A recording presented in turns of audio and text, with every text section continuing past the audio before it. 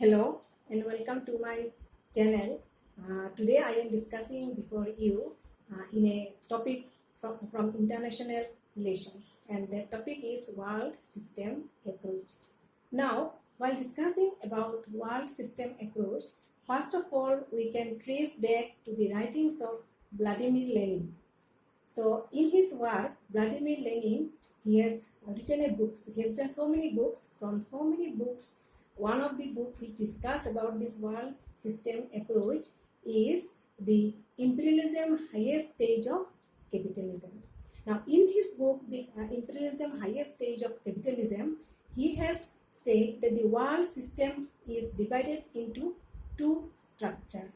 Now, what are the two structures? The whole of the country, according to him, the whole of the country is divided into two structures. Okay, because he has fought so much against capitalism theory, and because in his fighting about against the capitalism theory, he has gone at length and discussed about this structure. Now, what is this two structure? These two structures are this. One is core and other one is periphery.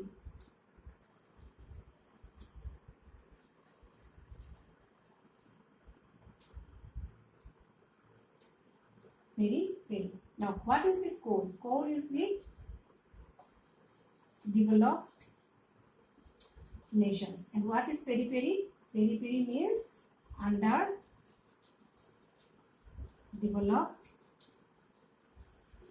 nations. Now, he said that the whole of this system or the structure, he has been divided into two-tier area, and that two-tier is core and periphery. Now he has said again that the whole of the states in the world are in a capitalist economic zone, and in the capitalist economic zone, while they are going where the states are going or flowing themselves in the capitalist zone, they are determined a set of pattern of relationship. Okay, and that relationship may be again divided into two areas. One is dependency, one is dominant. Now, why these two areas are told as dominance and dependency? Because he said that the whole of the capitalist world is exploitative in nature, and in that race of exploitation, the developed countries or the core countries, core area or core countries, they always try to exploit the periphery area or the underdeveloped nations.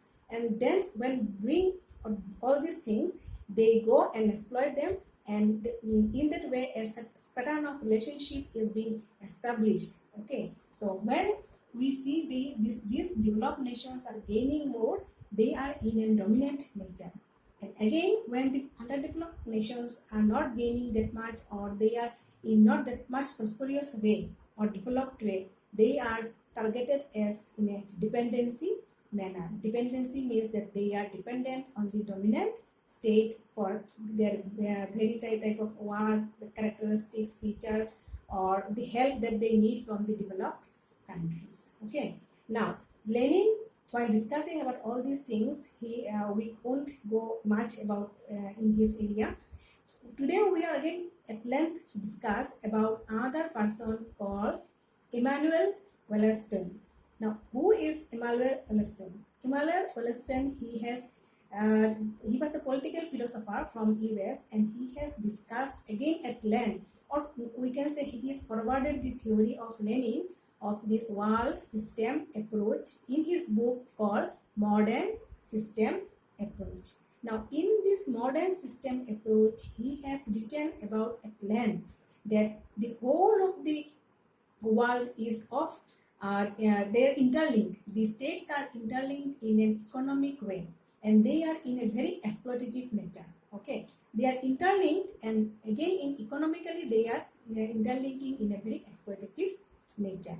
Now, why they are in an exploitative nature? Okay, why he told all these things? Because while discussing about the capitalistic world is basically dominated by the core countries. Okay, so while forwarding his theory, he has again went up and he has described or divided the whole of the world into three tier area or three structure area.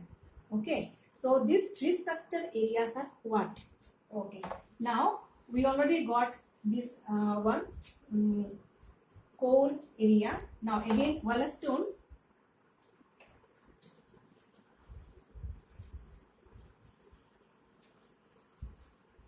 Wallerstein. Okay. Now he has went up and divided the whole of the world system into three areas. The three structure is, one is developed nations, again developed nations, okay, which are much advanced in everything. Okay, these developed nations are much advanced in everything. They are technologically very much powerful, militarily very much powerful, then politically also they are very much powerful.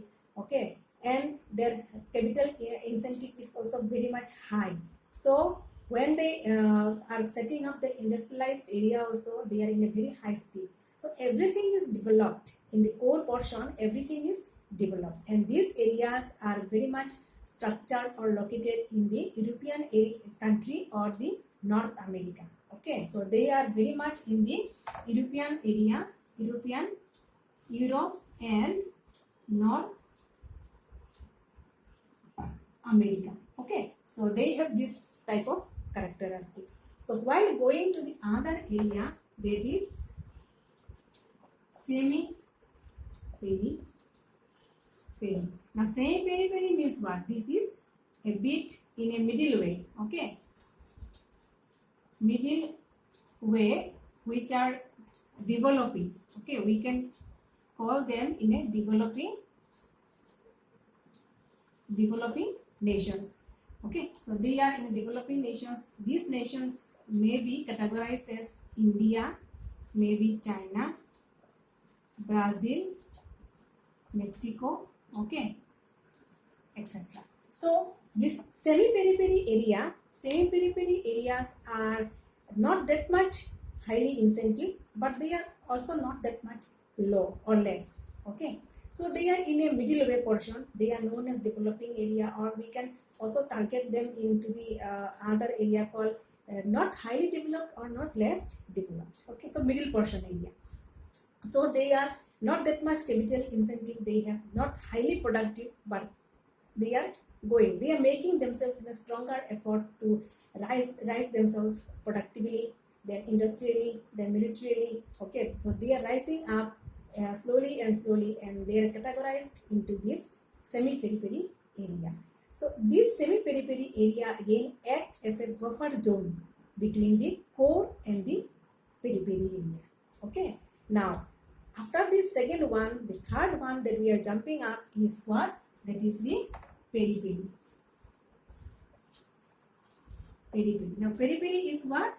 This is totally underdeveloped nations. Now these areas are totally underdeveloped nations. Some areas of Asia, okay, some areas of Asia, then Latin America,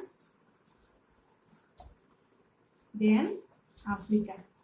This falls under the peri-peri area. Now what is this peri-peri area? They are underdeveloped. You can just by name also we can mention that they are underdeveloped nations. Okay, so they are underdeveloped nations and their area of development is very much low. Capital incentive is very low in their agrarian country and not that much industrially also developed. So this, in the course of time, what happens? These underdeveloped countries or the peri-peri countries or peri-peri structure, which we can say, they always have to depend on the core country. Or sometimes it happens also, or we can see also that the core countries, they are taking up so much materials, raw materials and resources from this core area, from this peri-peri area. Okay, so from peri-peri area, so much resources, materials, raw materials are being draining out, okay, to the core area, or the core areas are exploiting the labor also of this peri-peri area. In course of time, in this capitalist exploitative nature of economy, we can say that the core areas are developing very much. Okay, they are becoming richer and richer, and the peri-peri area are becoming poorer and poorer. Okay, as a result, and this periphery area, they are trying to become dependent slowly by slowly on the core area or core nations. Okay, and the semi-periphery area, they are surviving somehow from the not also similarly with core characteristics or with the periphery characteristics. In between, they can survive themselves. So these are the three structural areas that was described by Immanual Wallerstein, okay, while forwarding the Lenin theory. Now, while forwarding this theory, he has again said that the whole of the structure, okay, can be again, I can draw up here, okay, I can draw up here one thing. So, this is core, this is semi-periphery, and this is what? Periphery. Now, this, while describing at length about these things, the exploitative nature and the dependency portion and the dominant portion of the core countries, he has said that in course of time, this whole of the exploitative nature will remain like that. Okay, and after a length of time, it can be seen that the whole world system will change. Suddenly, it will change. It will change. There will be a less country which are in a lower portion or in a underdeveloped. They may rise up, or because of maybe of war, or because maybe of economically advantage suddenly, or maybe industrially developed. Okay, they may rise up to that portion, maybe from periphery to semi-periphery, and this semi-periphery to core area. Okay, they can rise up one by one in a course of time. Not all countries, but maybe some countries. Again, he said while describing this, that this whole of the system, one day will stop up, and there will be, for some time, there will be chaotic situation. Okay, the whole of the world system approach will be in a chaotic situations, and afterwards, a bit different time or a length of time, maybe this whole of the system will stop up with this chaotic situation, and a new system will develop, and the new system will have a much more egalitarian type of society. Okay, so this is the whole of the theory that was put forward by Immanuel Wallerstein while forwarding the Lenin theory. This is a very easy topic, and I hope, students, that you can understand it in a very easy and playaway method. Okay, so thank you.